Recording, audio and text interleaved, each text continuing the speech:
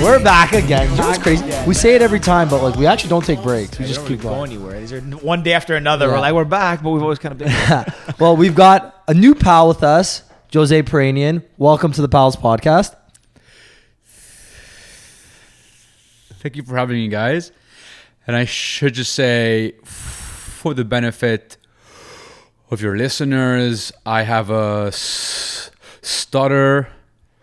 Your internet connection is fine, everyone. I did not expect that. That's really good. Setting that one up, I like it. Honestly, I gotta give you credit.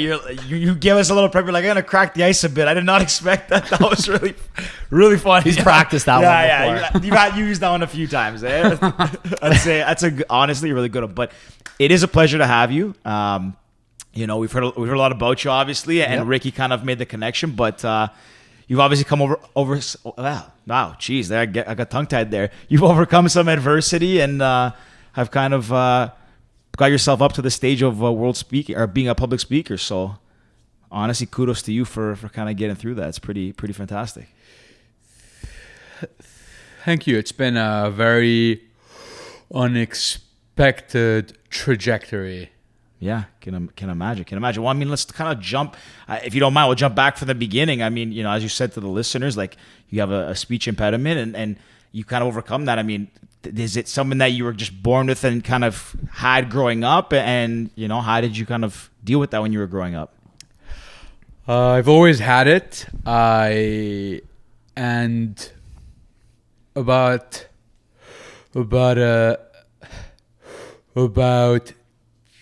10 years ago, I learned a breathing technique that helped me to control it. But even after I learned this technique, it still took me many years to feel comfortable enough to own my uniqueness and to express myself without being paralyzed by the fear of judgment. Okay. This was a key fear that held me back from speaking in most social situations. So it was really in the past 3 or so years that a massive transformation took place. Where did you learn this breathing technique? Because we've talked about what's it called, the Wim Hof breathing technique. Yeah, that's. I guess you're familiar with it. So I'm familiar with it for unrelated reasons. Okay. I did discover that about a year and a half ago, and I went to this studio here called Mindset. I would go literally once a day, and I would do Wim Hof breathing exercises with a guy called Steve and sometimes Marie, and both of them trained with Wim Hof himself. Oh, no way. Yeah, he's like the GOAT apparently, right? You're talking about Mindset Gym in Yorkville? Yeah, exactly. I know it. Yeah. But back in my boxing days. Is it boxing gym? No, it's where they did the weigh-ins for it when the heavyweight weigh-in. I fought. They brought in the big scale. Just so you know, I fought. I was making a little joke there, but whatever. That was rude. I fought in a charity boxing match last year, and the reason I know it is when we had the weigh-ins a week before the fight, it was hosted at Mindset Gym, or Mindset the space, the studio. So cool. Got to kind of go through a really really nice space. Oh yeah, Sean had done an amazing job with the whole space. It did shut down recently due to the pandemic, and they switched their sessions online. Okay. But it's not the same breathing technique. The one that I had learned for stuttering was at a speech therapy course in the UK. And then I learned it there, and that's how I that's how I basically started to take a deep breath every few words to gain control while also sounding like the Darth Vader. Use that one too, eh? Use that one before. Honestly, For no, sure, eh? it is good. Like, I mean, you know, being able to play off it now and all that stuff's got to help as well. Because, like, now that you obviously kind of overcome this stuff, it's got to be able to, like, when you break the ice, it makes me feel a little more comfortable and, you know, kind of joke about it and stuff like that. In fact, it is through having used comedy in the past few years, because I also do stand-up. Yep.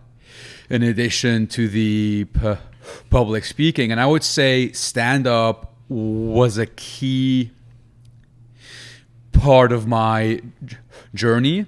It allowed me to take something that made me feel insecure my whole life and turn it into something that I can joke about in a way that enables me to own it while also telling the people that I'm with, hey, it's okay.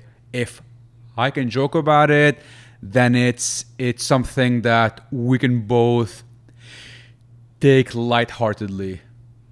That's really cool. I guess that's disarming, right? Because back to the point you said about, you know, it was kind of, I don't know what the word you used, but, you know, kind of a fear to get over like 10 years ago. I mean, you know, it's got to be scary being able to speak and a debilitating fear to be able to, never mind public speak, but to speak to people. Being able to make it lighthearted, I guess, kind of disarms people too, because, you know, if you catch, like, you know, you walk in here and you talk to us, I mean, at first it's not what you expect, and then you joke about it a little bit, and there's times too when you gotta get going, like, you can tell that, I guess with the breathing technique, there's some parts that it kind of still trip you up a little, but other ones that you kind of like fly through. And do you find that? Well, I kind of lost my train of thought there. I really just talked myself into did that whole circle thing. Back to the point about doing the comedy, it kind of makes you, I guess, feel comfortable. Have you found that kind of helps out as well? Yeah, because I think it was such a taboo subject for me my whole life that I had just chosen to avoid speaking and people almost entirely. When I was in college, I would basically go see my professors, especially in my second and third year at McGill. I would go see my profs and ask them to exempt me from all of my presentations. Or if I had to go to, there's this one thing that story that I'll bring up sometimes about how I had to go to this big family reunion back in my home country in Lebanon. I must have been 19, and I was just so afraid of having to go to the gathering and to be asked questions and get stuck and feel so inferior, let's say, because of it, that a few days before I took a shower and I then went outside for half an hour completely wet, hoping to get sick so that I don't have to go to that. Now that's before I knew about Wim Hof, so obviously I was doing it wrong. But just to paint the picture that was how I would essentially engineer my lifestyle in a way that would minimize speaking. Yeah, I was gonna say. So it seems like you were just almost avoided all like not human interaction, but human conversation because of the fear of I guess getting stuck on those questions. And at what age did you learn about this breathing technique? See, so I learned it when I was 17 or 18. But even though I had some progress initially, I had not overcome the obstacle mentally. So it wasn't until 3 or so years ago that real change began to happen. And did you find that, I guess, so when you were 17 till about 3 years ago, did you find that it was a progressive learning growth, or just maybe one day it clicked and you're like, I'm going to do this, I'm going to master this breathing technique and I'm going to go out there and kick ass? Or did it little by little, step by step?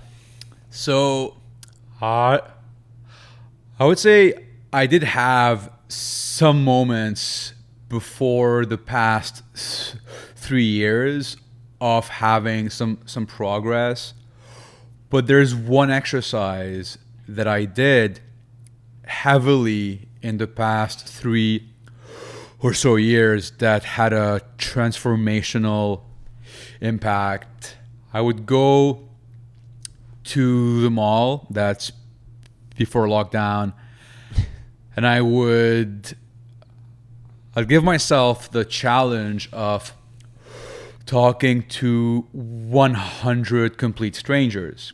I would ask them for directions, or sometimes I would just go up to a group of people and say, excuse me, I stutter and I'm just challenging myself today by introducing myself to 100 strangers. I did this exercise pretty much every week, and it was extremely uncomfortable, and the reactions were very diverse. Some were good, and some people are like, get away from me. sure, Yeah. and some were negative, and some, when I say negative, there can be the one that you mentioned now, or there can be laughter, right? So I get stuck on that word and they laugh. And those types of reactions, in the moment, it's pure pain and discomfort.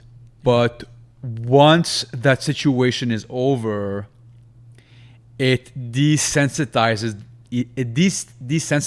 me in such a powerful way, because through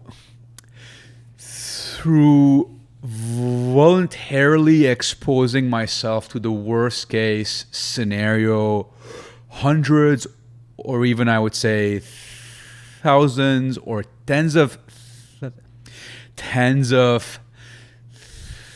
thousands of times, it definitely rewired how I processed fear, and it changed that relationship with fear in a way that enabled me to change that link from fear equals no to fear equals maybe, and eventually to fear equals yes. And that's impressive too, because there's so many. It's not just the social aspect of walking up to a group. Never of strangers. mind. I can talk to anybody, and I'd be scared to go to that many people. Yeah. People say that, like, when we started this podcast, they joke that, like, we said we're coming out of our comfort zone, and all our friends are like, "Your comfort zone is to talk." So I don't know what you're talking about. But I'm telling you honestly, I probably wouldn't do that. Like, and I don't have a speech impediment. I would be scared to go up to that many people. Just say, "Hey, like, what are you up to? Can I talk to you today?" Because that approaching people alone is fearful, right? Doing it in your situation, I can't even imagine. Like, what was it the first time you went up to someone? Like, what was going through your head that first time you were like, I'm going to walk up to this person? So it was fear.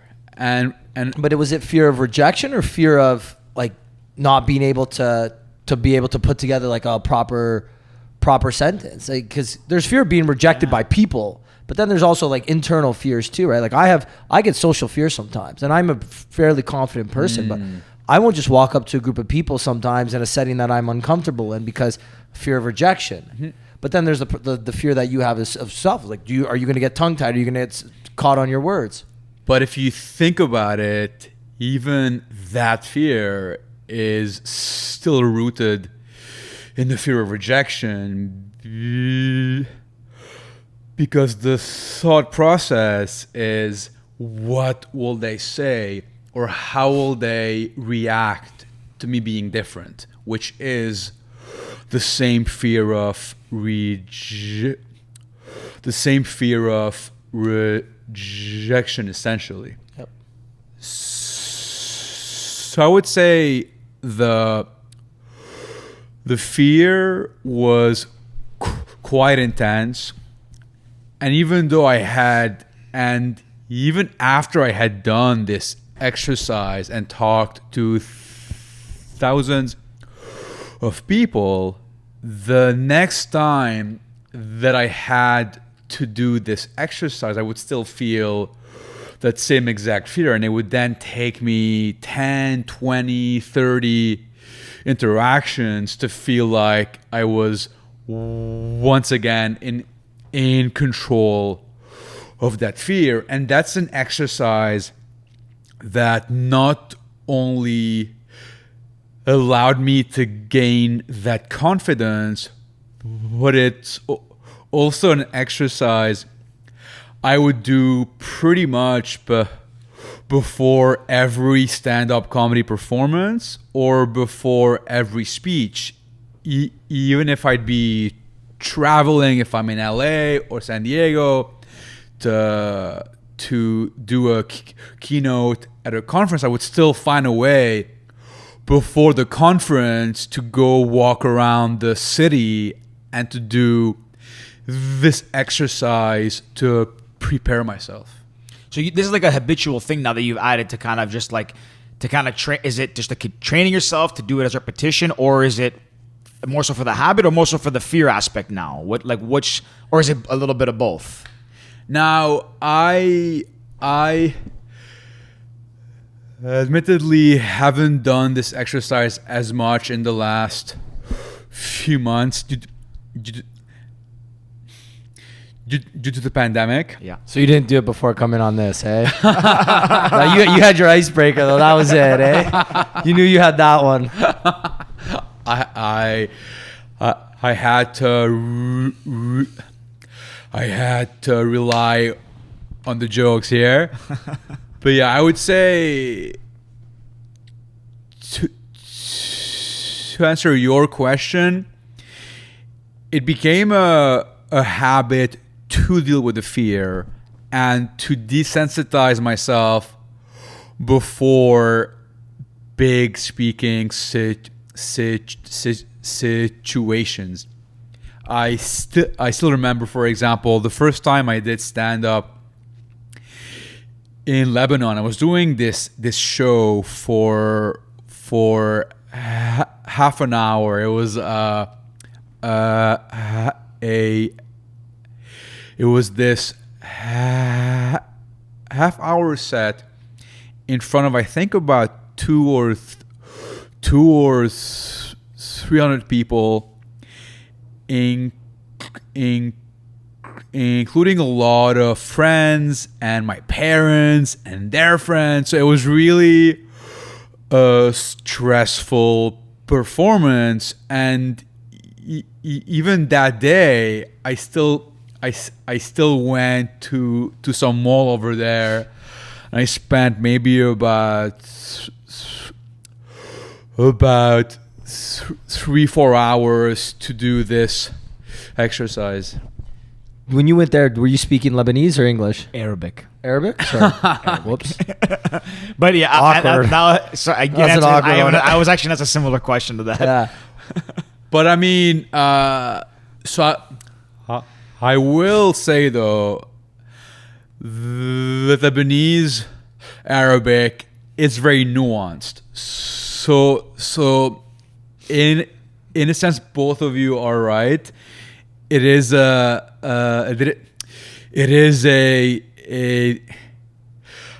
dialect of Arabic. We have a lot of expressions that only we use in Lebanon, and there's also the tendency in Lebanon to mix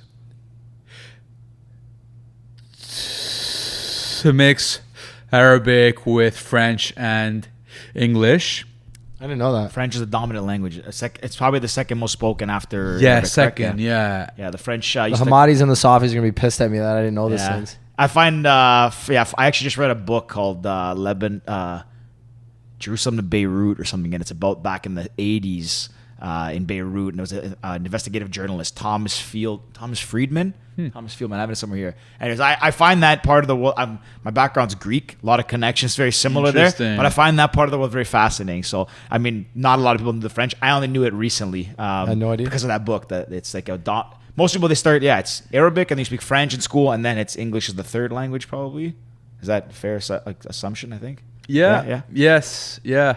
And if I suppose now is a good time to acknowledge briefly the tragic events that have happened recently. Whenever I hear people in Canada complaining about government here, I'm thinking you guys have no idea how good we have it here, in the sense that it was literally an act of negligence on the part of the government that led to this tragedy that has claimed so many lives, including a childhood friend of mine. It's when I at conferences, I often speak about resilience, and that's a topic I speak about using my own experience with stuttering. In Lebanon, I find that people are forced to be resilient, oftentimes in unfair ways, because the circumstances tend to have a solution, and yet there has not been the change in government that has been needed in many decades. But yeah, that's just No, I'm glad you brought it up. quick side note. Yeah, no, and obviously our condolences for what happened. Like, but obviously everyone saw those events, and then that Insane. when you see this, like the smoke plume coming out at first, you think, oh, it was a fire, and then when like a second later, It's like literally a video game. you know what? We haven't done this. We have to give a I shout was out. just gonna do it. Shout out to our good friends, the Hamadi family. So our friends, the Hamadis, the one who I said is from Rashaya. Shout out Rashaya. Hi, Joe. They raised. So they did a GoFundMe. Yep. And they said any dollar they were gonna match, dollar for dollar. They raised. They raised $100,000 in a day. 24 hours. 24 hours. They had to stop it because they were gonna go bankrupt if you keep raising it. But they matched it. They raised $100,000. They matched it $100,000, and they sent it to the Red Cross. Red Cross, yeah. Yeah. Wow. Yeah. So big shout out to them. Don't know if you guys listen or not, but if you do, man, Big you guys shout out. huge shout out Yeah. again to everybody's that had family, friends, loved ones out there. Our hearts go out to you because it's a tragedy that could have been easily avoided. And it's a shame. And like you said earlier, we're so thankful that we live in this great country and not in some of these other countries where people are treated as almost less than humans, and government run however they want to run, and everybody else can. The biggest thing, and you can obviously speak this more than I can, but to your point about resilience, from what I understand over the last, a couple decades, I'm not very well versed in it, but I understand, obviously there's in Lebanon and that part of the world as well, there's been a lot of obviously the internal conflicts you have of different political parties, different religious parties, whatever it is. Then you have the neighboring countries all fighting for different regions. So for the last 20, 30, 40, 50 years, it's been a place of, despite being a beautiful country, a lot of infighting and all that kind of stuff, and outfighting. And over the last few years, Beirut has been the top of the list, not just Beirut, but them specifically on Condé Nast and travel and leisure, and one of the best cities to go visit these days. And it's so unfortunate that as it's getting that resiliency and it's fighting up, something like this goes and happens that, it's a shame because, I have a lot of friends that are from there, a lot of friends visit there. Honestly, it's really high on my bucket list to go. And just really unfortunate the timing because it seemed like it was kind of getting where it deserved to be up there as a metropolitan city. We have had good, I won't say years, but we've had good weeks and good months interspersed with conflict, and as you mentioned, it often tends to be proxy wars and conflicts that are fought in Lebanon, even though most of the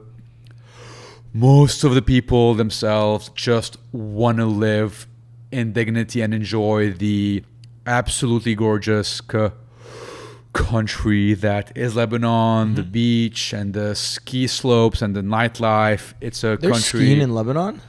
Yeah, I own that area too. Lebanon, had Iran, no idea. a lot of that area, part of the world has some pretty big mountains, pretty big mountain ranges. Great ski slopes and beaches and amazing nightlife. It's to conclude that subtopic, I just hope that what has happened recently won't go in vain, and that it will have it will have sparked the radical change that needs to happen. Yeah. Well, speaking about Lebanon, when was the last time you were there? I was there last December, so I go back to twice a year to see my parents. Yeah. Wow. And then do you do speaking engagements every time you go, or is that kind of here and there? And then when you do them, do you, again, English or Arabic? Yeah, I guess, yeah. Your question sparked this It's Lebanon chat. chat. So I have done some stand-up performances in Lebanon in English. I have done stand-up and speeches in a few different languages. So I have performed in French and in Spanish. Jeez. So you're quadlingual? Quattrolingual? I stutter in 6 different languages. I stutter in 6 different languages. What's the toughest language? I was going to say, what's the easiest? Okay, what's the easiest? Are they all the same? So- Is one easier than one harder? Where do they rank? I guess we have the question asked: glass half full or glass half empty here? Yeah. I'm a tall glass of water guy kind of guy. Fair. You're an empty. Because I'm an empty glass of water. So I would say it is roughly the same amount of stuttering, no discrimination. Every language has deserved an equal degree of disfluency. Okay. I would say maybe it depends on what language I've been speaking the most lately. If I haven't spoken one of the 6 languages in a while, maybe it'll be a bit rustier on top of the actual stutter. Yeah. So when did you decide? So obviously, if you would just tell us like, yeah, I have a stutter, but I've also did a TED Talk, we'd say, okay, that's kind of not two things that you would normally put together. So when did you decide I want to become a public speaker and then I'm going to do a TED Talk? Like, did you manifest that? Did you decide one day that you were just going to go and do it? How did this come up? It's interesting. You said that those two things don't tend to go together, and I agree with you. And I think it's precisely because they don't typically go together that I ended up chasing it. It's because I came to the realization that I had to choose one of two extremes. Because the stuttering had caused me to avoid speaking and any type of human interaction, I realized that I could not afford to be in the middle. I had to choose between one extreme and the other. And it was precisely by pursuing things like public speaking and stand-up comedy that I was able to create the necessary momentum to go from that extreme end to the other. And how it happened, though, more specifically, is first I joined Toastmasters. I'm not sure if you guys have heard of it. Dale Carnegie talks about it in his books. Yeah. Yes. For those who have not heard of it, a public speaking club. So I first joined that just as a way to challenge myself. And then I decided to compete at a speaking competition. It was this inspirational speaking competition called Speaker Slam, and I won it. And this was the first time I shared my story on a stage. And then when I won that first competition, I was invited to compete for the yearly competition for the title of Inspirational Speaker of the Year. I won that as well, which Cleaning up here. Which my younger self would have deemed just an absurd impossibility. And then a few days after that, I received the confirmation or the invitation to do the TED Talk. And then a few months after that, I shared the stage with people like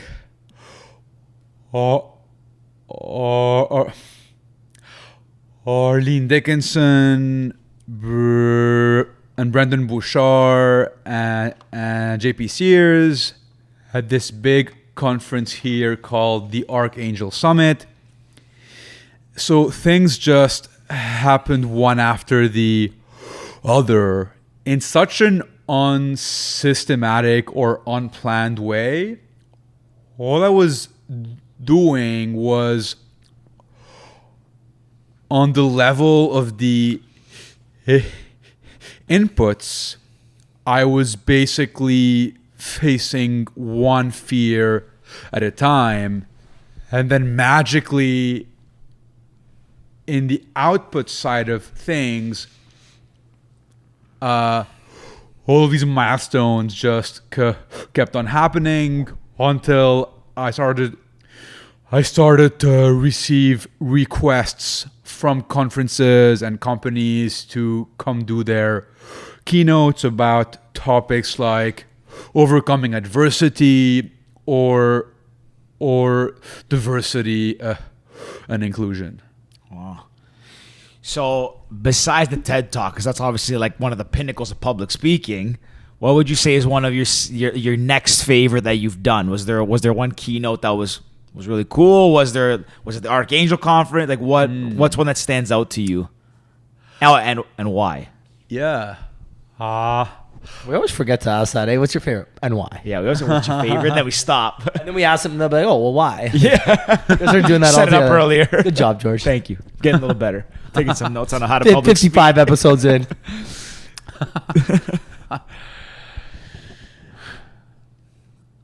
I want to mention two. There is one that is just a huge one, so I'll say that one second.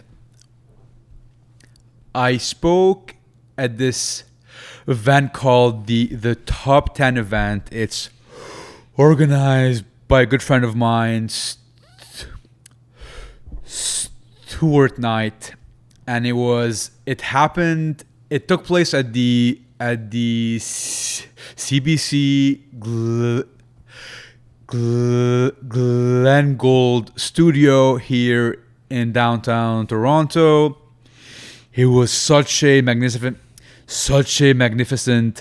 event with about 1,000 attendees, and I got to share the stage with, I'm not sure if you guys know Director X. Yeah.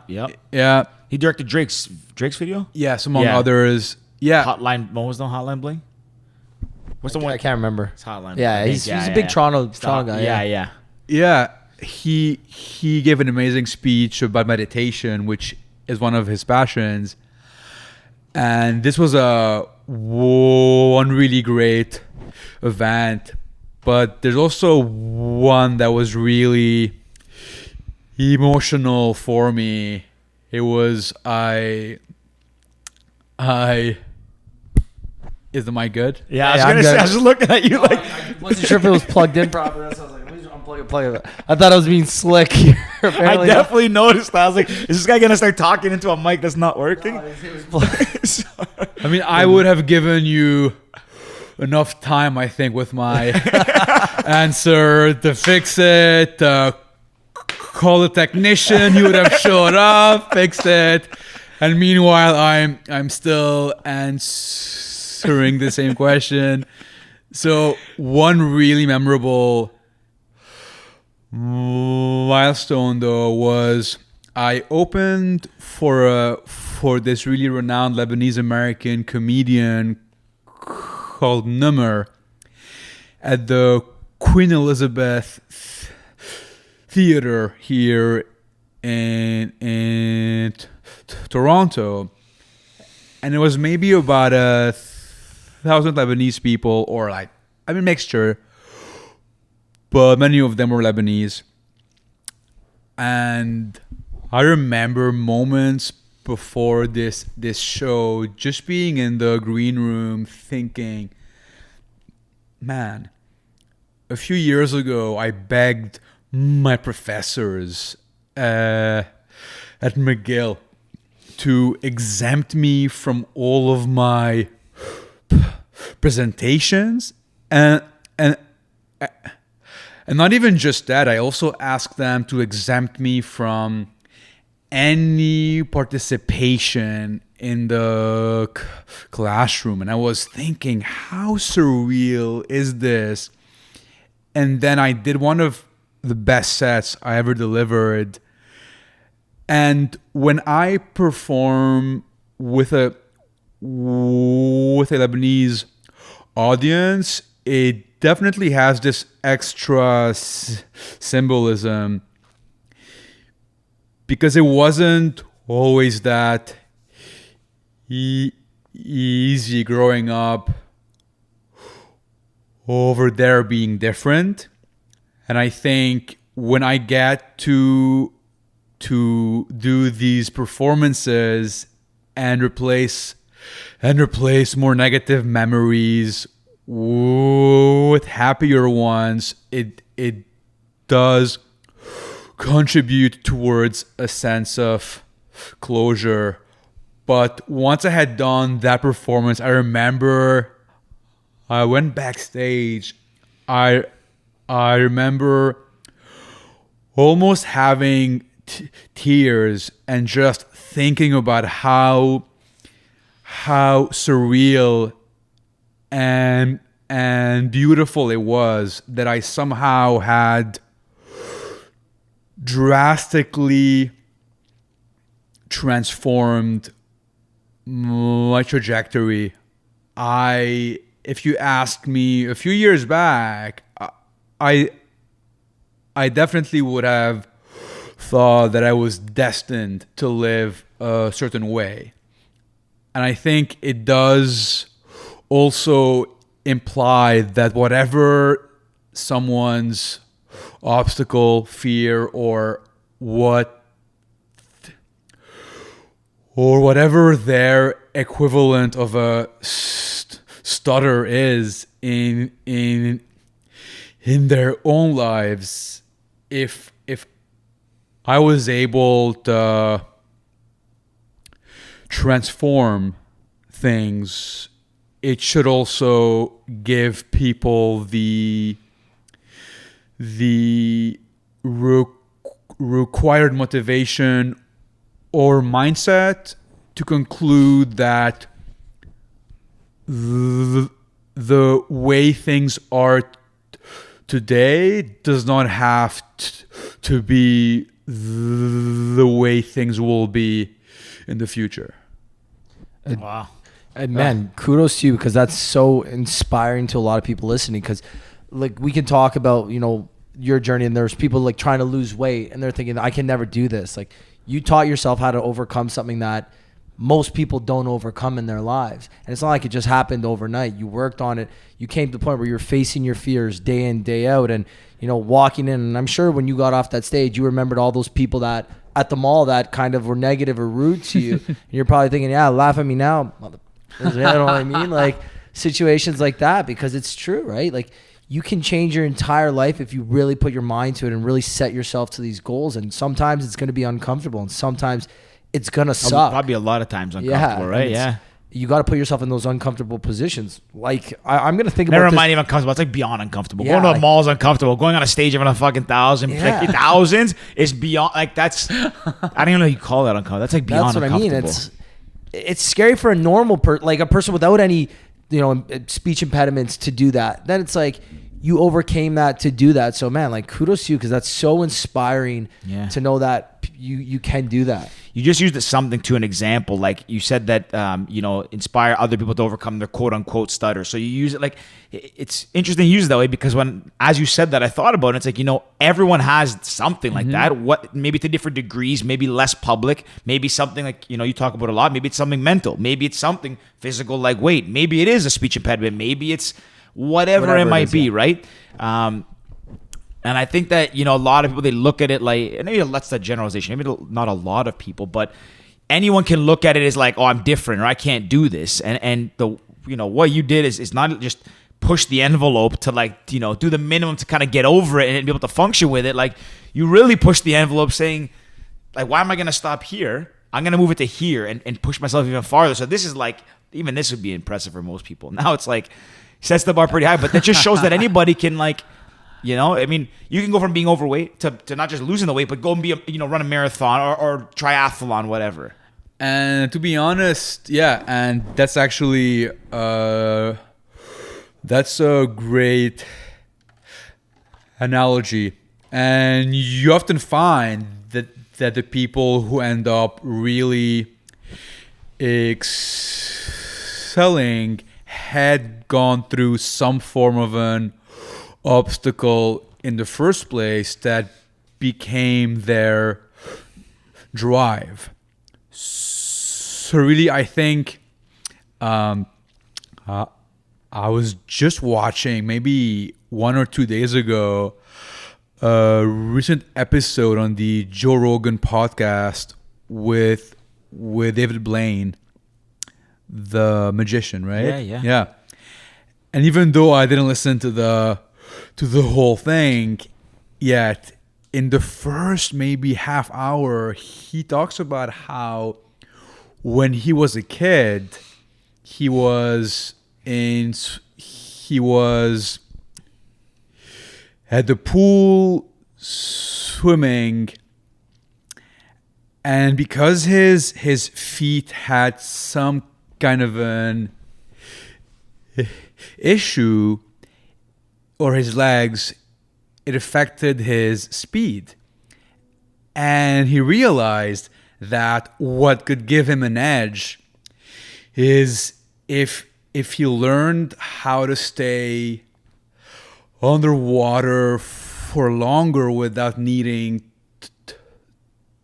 to breathe, to minimize the number of times he had to like put his head up and do the motion and stuff. And I thought, how interesting is it that it's in so many cases it is an obstacle that leads to someone excelling in their field way beyond the individuals who faced no friction at all. Well, to that point, like one of the things I think a lot of people, or maybe they say these days that you should do is don't. You obviously can look yourself as a person and say, what are my strengths? What are my weaknesses? A lot of people dwell maybe on the weaknesses a lot and say, how can I fix all these things? But some people don't say, oh, I'm really good at these things. Why don't I just amplify these? So obviously you can still work on your weaknesses, but in that example, he couldn't swim that well, but if he could hold his breath, I mean, we all know that he's got that world record or whatever of holding his breath underwater for like 40 minutes. Yeah, something ridiculous. Yeah, so he's really good at that. So we said, okay, I'm not as good at this, but I'm better at this. Let me leverage this and excel. And yes, but see, the point is, I feel like the reason why he built this other skill was because of this first weakness. True. So in a sense, quite often weaknesses will make you self-aware in a way that might lead to the birth of something new. Yeah. Well, if you think about a good example, an easy one is basketball.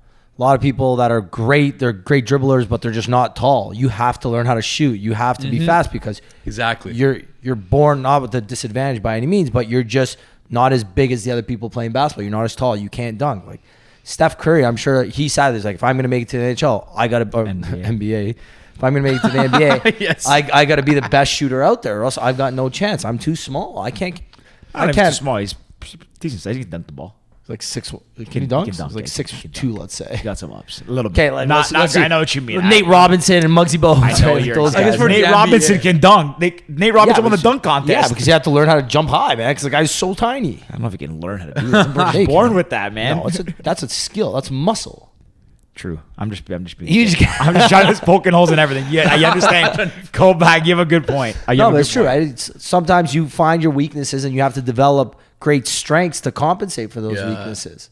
And when I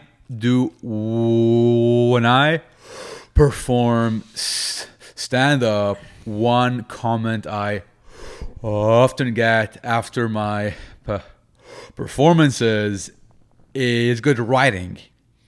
And the reason why they say this is because when I think about how to write my jokes, I cannot afford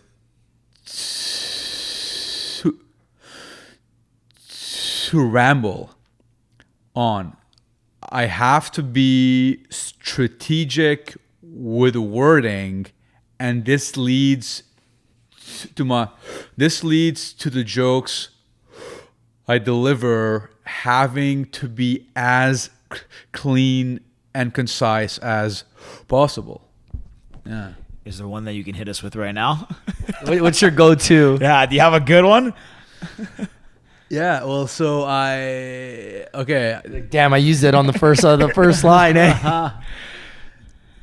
There's one that I have not done live yet, so I guess that would be a good one to Pals do right podcast exclusive. Let's go, exclusive. All right, hit us with it. I have been thinking lately. Of course, we've all had extra time to think during the lockdown these past few months. I was wondering about how my stutter will impact me when I become a father one day. Imagine my daughter asks me to read a bedtime story, and I say, "Oh, okay."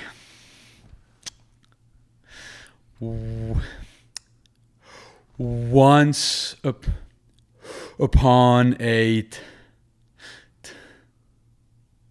time to wake up, sweetie. I love it. That was good. I not want to. That one will work in the shows for sure. On the note of stand up, what was your passion first? What did you want to, I guess, pursue first? To public speak or to do stand up comedy?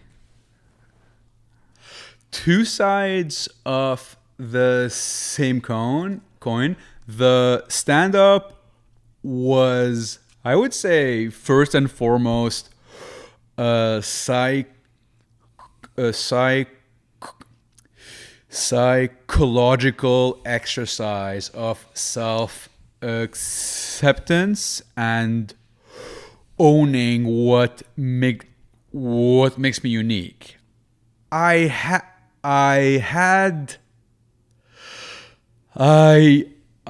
noticed even before I got into it that when I would be at a party or something and I would meet new people, if I would not address it, it would definitely prevent me from having good conversations. But then when I started to say things like, hey, before I say anything else, I am not wasted. I have a stutter. And I realized that by making these types of comments, not for the purpose of being funny, but more so to address the elephant in the room right away, I realized that it was extremely effective. And by pursuing stand-up, I realized it really allowed me to liberate myself from the shame, the embarrassment around being different, and just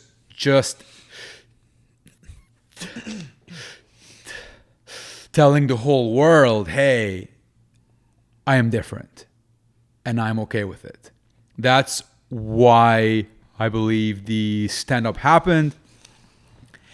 And then I really enjoyed it as a craft, having to write jokes, having to go to the comedy clubs and have that audience interaction. The public speaking was more about sharing a story that could empower others to face their own stutters while also enabling me to constantly work on my stutter through public speaking. Because to the individual who stutters, isolation is the worst enemy, because the less I speak, the less I interact with people, the more those old fears or those old thought processes can easily come back, because that's how I lived most of my life. Yeah. And that's why when the whole lockdown thing happened, I was thinking, man, I spent most of my life avoiding humans and people and speaking, and then I somehow become a speaker and comedian, and then the government starts telling me I was right the first time. Well, and it's like you're not going to the mall walking up to a group of strangers anymore. That's for sure. Yeah. That's It might be a while before that happens. Yeah, definitely.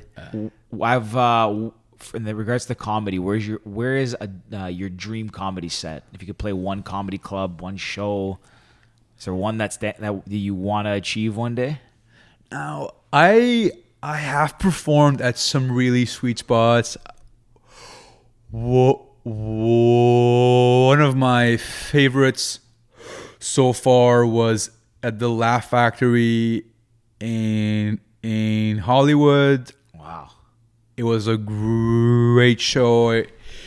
Great show run by a comedian called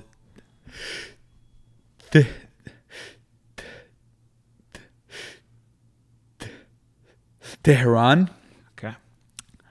And it was really a great show. I also had a lot of friends in LA who got to come out, and it was just a great stage. The other comedians on the show were amazing. There was Whitney Cummings and Godfrey and some really, really hilarious comedians.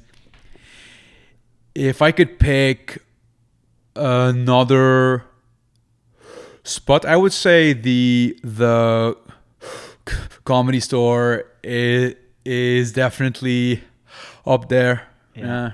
It's probably top of almost everybody's list there these days, especially with all the acts coming through there. Yeah. Who's your dream, I guess, comedian to perform with or before? I would love to perform with... Now, there are a few that come to mind. I'm a big fan of Seinfeld in terms of his craft. I'm a big fan of Chris Rock, Dimitri Martin. If I could choose, though, a comedian to perform with, I might want to say Joe Rogan, because I'm just a big fan of him as a person, and I'm a big fan of his podcast. I've listened to it quite a bit over the years, and it would be awesome to share the stage with him. Yeah. Adam. Yeah, he's become quite the personality. I've seen him live once before when he came to Toronto. Pretty good, and I listened to his podcast for a while, but I never really heard his comedy. Honestly, really good at stand-up, and obviously now he's like the pinnacle of everything. Pinnacle of stand-up, pinnacle of podcasting. He's kind of hit the peak of all of them, right? That would be an Yeah, I think he'd be high up on most people's list to share the stage with. Yeah.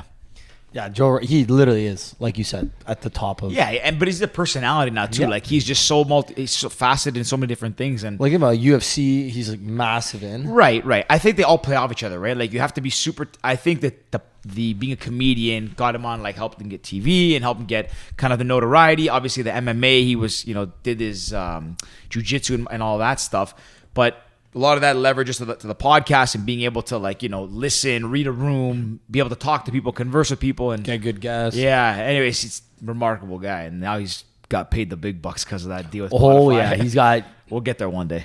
one day the pals. One day. The pals. pal. Yeah, Jose, it's this is the part where we usually start to wrap up, but we just want to say this has been such an inspirational conversation. I know a lot of people listening too, they feel that they're facing adversity or facing battles that they can overcome, and I think you sharing your story will inspire others, because it's something that, again, during dark times or there's moments where you don't think you can win. So hearing your stories, it's living proof that you can win and you can overcome almost any obstacle. So thank you for sharing your story. And we've got 2 questions we always ask every guest that comes on. Mine's a little more lighthearted than George's, but if there was a movie about your life, who would you want to star as you? It could be anybody from any point in time. There is a movie currently being made about my journey. Wow. Because it's more of a documentary feature film. I'm the one who is in the film. If I had though to pick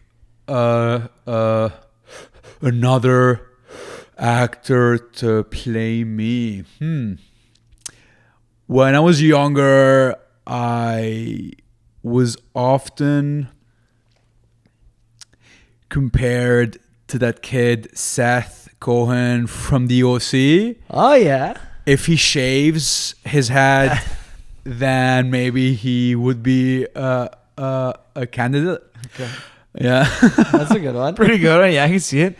My question is, if you could give one piece of advice to your younger self, what would it be?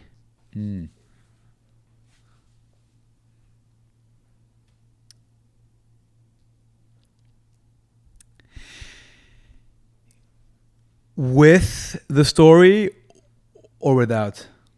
Whatever you feel like. Okay. When I was 13 years old, I went to Austria with my family on vacation. We were in Vienna for 3 days. On the first day, I see this girl with red hair, and my teenage self thinks she looks adorable. A few seconds later, she gets into a taxi with her mom, and they leave. On day 2, I'm at the Museum of Music with my family, and there she was. And when I tell this story in a speech, I say cute and cultured. My 13-year-old self had the best taste. So I think about saying hello to her, because 2 consecutive days in a big city is a crazy coincidence, right? Stars are aligning. Serendipity. Yeah. But as I am drowning in my own thoughts, she once again vanishes. Day 3, it's my last day in Vienna. I'm sitting on this patio with my parents, my sister, and this couple that we had met at the hotel.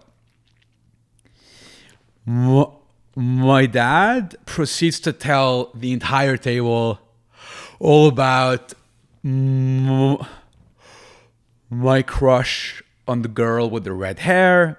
And as would any teenager being teased about his crush does, I just look away embarrassed, right? And with incomprehensible statistical absurdity, I see her. No way. I swear.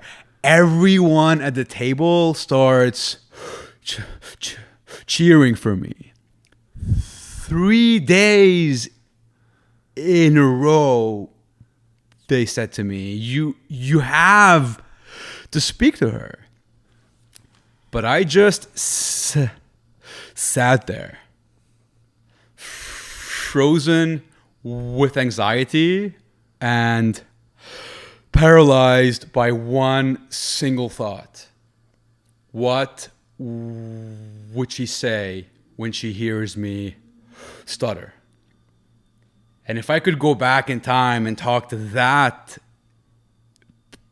person in that moment, I would tell them it's okay to be different.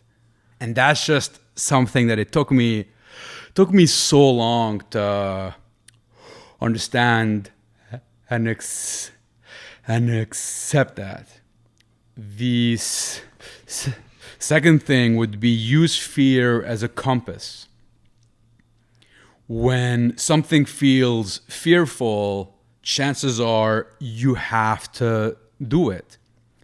I was at a book signing of Mark Manson. You know, guys? Yeah. Fuck. What's it called? The subtle Son art of not giving a fuck. Yeah. I was at his A new book too, actually. Everything is fucked. Yes. I was at his event here in Toronto a few years ago, and at the end of his talk, he announced that it was a Q&A session. When he said that, I felt the fear, and I started to experience all of the symptoms of fear. But in that moment, because I felt this extreme fear, I knew that the only way out of this situation was through that very fear. So without thinking much, I felt the fear, I put my hand up. So when fear acts as a compass, fear can become the catalyst for action. And lastly, once you find that thing that you fear the most, do it, but then do it again and again and again. It must become a way of life. And I think that's one of the things that I found appealing about pursuing stand-up or speaking. It was to turn the art or the act of overcoming fears as a lifestyle and not as a one-time thing that I can tap myself on the back for and just go back to my old ways. That's some really good advice. Do you know what's funny? So the first person who's answered that with a story. And your story was perfect. So I was like, I'm not sure if he's going to tell a joke right here or not. I was honestly at one point I was like on the edge of there's a joke. I'm like, he's going to give us the punchline, but it's so true. You gave that story and like, look the way you gave your advice too on that. It's like, again, man, who cares? And you don't know this, but I say this all the time. Like, who cares what other people think? Like, battle yourself, figure out what you want, what makes you happy, and go for it, right? Like, who cares, right? You just do you. And the story that you gave, and it's perfect because again, no one's gave us story for an Yeah. answer. And I can tell you that I've been that same 13-year-old kid. I don't have a speech impediment, but I saw a girl and I was scared as heck to talk to her. That's a fact. How many times I passed up? I'm like, no, I'm good. I'm good. That was great. Jose. Honestly, Jose, that was fantastic. Thank you. Thank you for coming on. If people want to find out more about you, where should they go? Thank you guys for having me. If they want to find me, my Instagram is at Yesway Jose, Joze with a Z or Z. All right. Shout out. We'll tag everything in the episodes, but other than that, again, thank you for coming on. This has been a great conversation, very inspirational, and I hope people that are battling their own issues can hear something like this and hear a story like this and know that there's light at the end of the tunnel, and you can overcome and beat any adversity if you really put your mind to it. So thank you. That's all I got. And then other than that, yeah. Thank you. Signing All right. off, pals. Peace. Cheers.